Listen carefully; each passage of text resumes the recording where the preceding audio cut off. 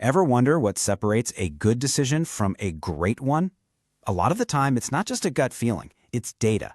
Today, we're going to pull back the curtain and look at how the smartest businesses are turning raw information into a serious competitive advantage. This quote from the legendary statistician W. Edwards Deming, it just hits the nail on the head. It perfectly sets up the choice every leader has to make, right? Are you going to rely on your gut, on your opinion, or are you going to rely on actual evidence? So, that's the big question, isn't it? How do you make that shift? It's all about moving away from guesswork and towards making decisions with precision. It's about turning all that noise into a clear signal that gives you a real edge. And really, it boils down to two very different paths.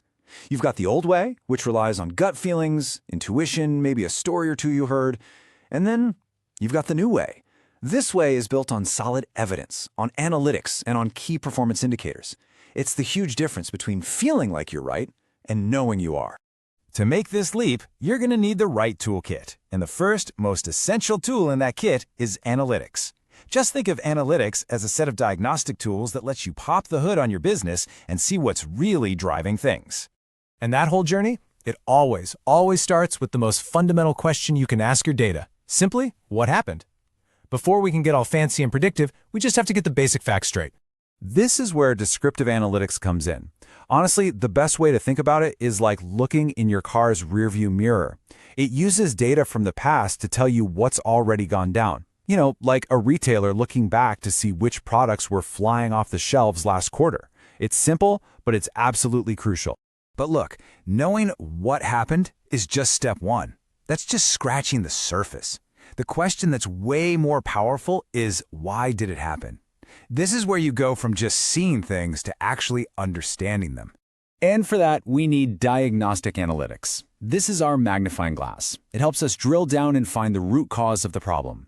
So, if an e-commerce site suddenly sees a ton of people ditching their shopping carts, diagnostic tools help them figure out why. Was it a tech glitch, a weird pricing error, something else entirely? Okay, so we've looked in the rearview mirror, and we've put the past under the magnifying glass. Now for the really exciting part, looking ahead. The next logical question is, what's going to happen next?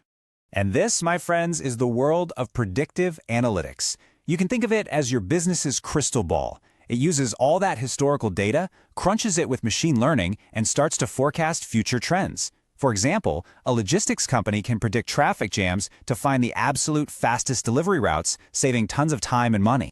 And that brings us to the final and most powerful question of all. We've seen the past, we understand the present, and we have a forecast for the future. So, what now? What should we actually do about it? This is prescriptive analytics, and it's the top of the mountain. It's like a GPS for your business. It doesn't just tell you what the future might look like. It gives you turn-by-turn directions on how to navigate it for the best result.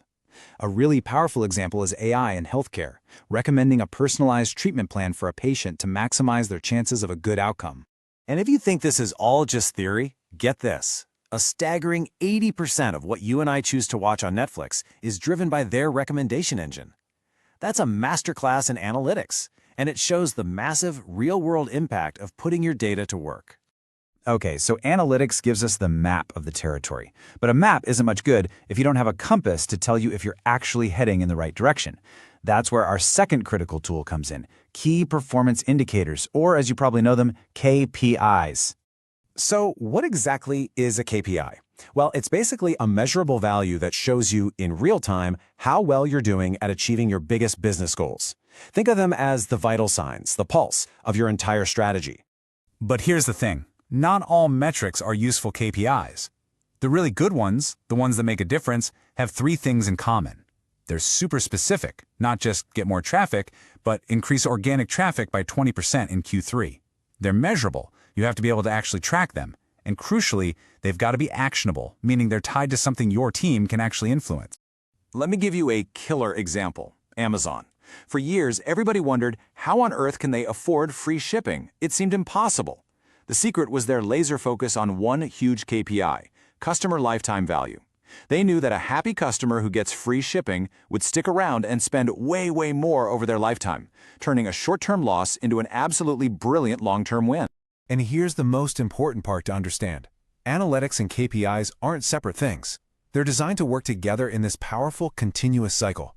They create a data-driven engine that just keeps pushing the business forward. So here's how that engine actually works. Step 1. Analytics spots a trend, maybe something worrying like customer satisfaction is dipping. Step 2. A KPI puts a hard number on it. Let's say your Net Promoter Score drops 10 points. Ouch.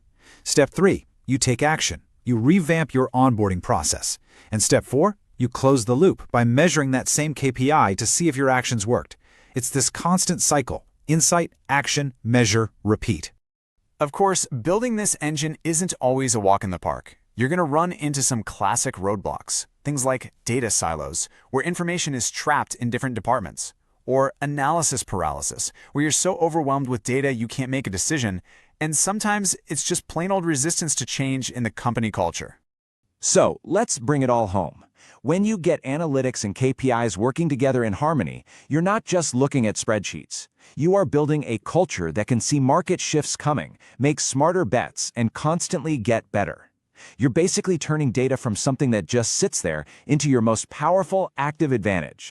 I think this quote from Clive Humby is the perfect way to sum it all up. Data is the new oil, but analytics is the refinery, right? Raw data has potential, just like crude oil, but it's not actually valuable until you refine it. And that's exactly what analytics does. So I'll just leave you with this one question to chew on. The next time you're facing a really important decision, just stop for a second and ask yourself, is this choice being powered by my opinion, or is it powered by real insight? The answer, well, it just might change everything. Thanks for joining me for this explainer.